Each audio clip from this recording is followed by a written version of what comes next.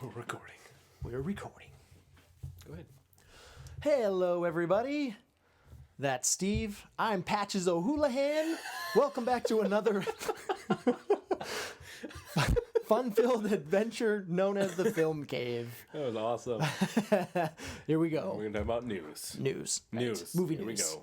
Movie Right. news. Yeah. If Yep. you're new to us, we talk about movies. All the time. Yeah. News. News, like a helicopter. That's what the news is. Here we go. Here we go.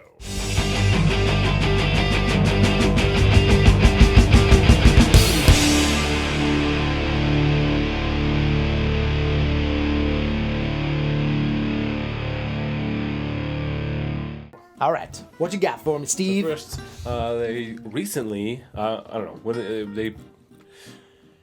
they announced recently that there was going to be a Muppets TV show coming to ABC. ABC. ABC. Yep. I was right. And Right. so got excited about that. So they recently put out the so-called 10-minute pilot that they gave to ABC to kind of give them the idea of what the show is going to be about. And so it's kind of like a documentary about the show of what it's going to be about, right? So it's not necessarily So like a what preview of the pilot? preview of the pilot of the show. So basically, it's Kermit and the whole gang is The whole back. gang. Oh, yeah. Well, not the whole gang. The whole gang is back, except for Miss Piggy, which is the problem. So they're all in a room, and Kermit comes in, and he's saying, ABC wants to do this show with us. We have to come up with these ideas. So the idea, or the premise of the show, was that they're going to do like an office type based on their real lives. So what they do day to day, and they're going to do little side interviews talking about, this and that, kind of like they did on The Office. Uh-huh. So the show's going to be going on, and they kind of do side documentary style interviews with the people. It's interesting because it kind of gives like a, not a dark Muppets, just more of like more adult, more 20s, like mid 20s type comedy for ABC. So there's like swearing, and they're talking about like relationships that they're actually having and like being intimate with people. That's weird. I'm sorry. But I don't think it'll go too far. You know what I mean? It'll Right, be I funny know. because the 10-minute thing that I watched, I was laughing almost the whole time. It was hilarious. I think Jim Henson would be rolling in his grave. All right. So,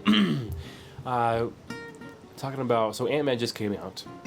He did. It had director issues, and so Ava, I can't remember her name. Ava DuVernay. So Or Ava, DuVernay. I don't know how to so pronounce Ava it.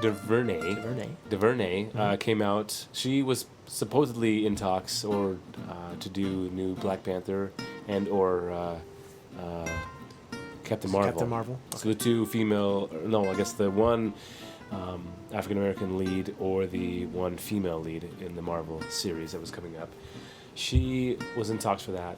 They talked, so she released a statement, or not a statement, but she did an interview, and she said basically, in her life of directing, she wants to know that all the stuff that she directed was hers. No one else had any say in it. It was her movie that she could be proud to say, I put this movie out, and it was my movie. Knowing Marvel and knowing the strong arm that they have on their directors, which some of them are okay with, and a lot of them, or some of them aren't, have problems with it. She came out just to say that she didn't want them to tell her how to make a movie or make her movie, which, they've released amazing movies. So I'm not saying that it's a bad thing that they have that hand on them, but at the same time, Just part of the deal. right? She said that, like, my films are my children. I want you to know, or I want the audience to know that this was my movie. I made it the way I wanted to make it, Right. without anybody else, and that's just not the way Which Marvel works. I'm sure any director coming from the independent side, the Sundance side, like Ava DuVernay has come out of.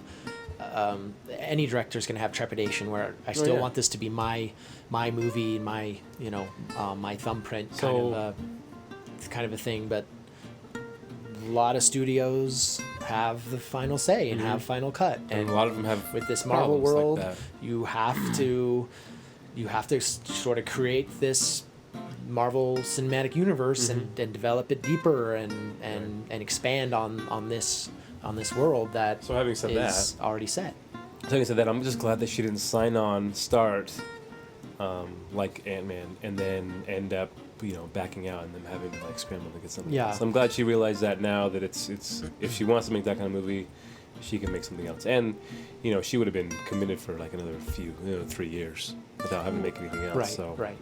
that's something else to think about. She can make other stories that she feels more important more passionate about. As far as Ant-Man, I did happen to see that movie over the weekend, and it's amazing. Like, Marvel has done a very good job of writing, just in to further develop this universe. Mm-hmm. Yeah, this world. It's really fun. It's great humor. Mm-hmm. I would have really been intrigued to see what elements Edgar Wright had brought, and his version of it. Mm-hmm. But